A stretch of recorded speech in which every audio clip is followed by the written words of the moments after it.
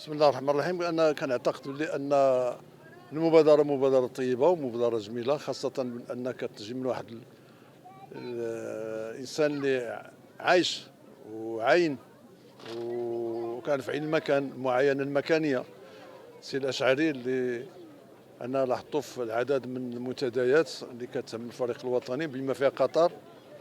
ملي كنقولوا قطر كنقولوا تحول جذري ديال كرة القدم الوطنية، أو انتقالها من وضعية كانت متذبذبة إلى نقولوا أن وضعية أصبحت تنافس البطولات العالمية والدول العالمية.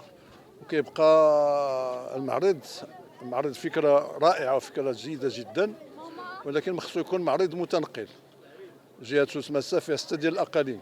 اليوم إلا كان في أكادير في الشاطئ يمشي للبلدية ديال أكادير، عامة أكادير، العصبة ديال أكادير، ولكن يتنقل تارودانت، طاطا، تيزنيت، شتو كيتباع يزكانا يتملول. عندنا 6 الأقاليم في الجهة، ما فيها باس يتنظم تنسيق مع المسؤولين الثقافيين على مستوى الجامعات، وتكون هذا المعرض اللي كيناسب أو كيتزامن مع احتفالات الشعب المغربي بعيد العرش. كذلك نقلبوا مناسبات أخرى على الأقل وتطعم، لأن كاين بزاف. كنعرف أن الأشعري عنده خزانة كبيرة تاع الصور، ولكن الخزانة الكبيرة تاع الصور باش تخرج باش تكون في هذه الحلة راه ما كتجيش بصيح ديك، هذه كتطلب إمكانيات، كتطلب مصاريف، كتطلب كذا.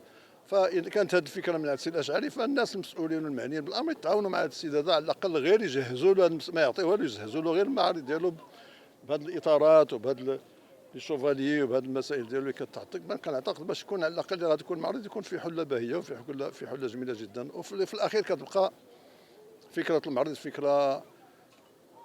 المعرض كنعرضوا فيها جوج الحاجات. بالنسبة للجانب الرياضي كنعرضوا فيه الذكريات، بالنسبة للجانب الفني والجانب الفنون التشكيلية كنعرضوا فيه الإبداع.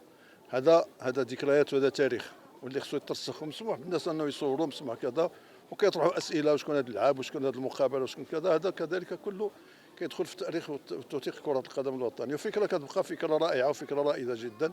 نتمناو ما يبقاش الاشعري بوحدو، يكون بزاف ديال الاشعريين ويكون واحد المعرض مشترك. هذا نقل لنا من اسبانيا، هذا نقل لنا من قطر، هذا نقل لنا روسيا، هذا نقل لنا كاس العالم ديال 94، كذا نقل لنا كاس العالم ديال 70، اول كاس العالم المشاركه ديالو. ما بقى هذا التاريخ هذا هو اللي خاص الناس الاجيال تعرفوا، ولكن كتبقى الفكره فكره رائده وفكره رائعه جدا. تحيه لكم.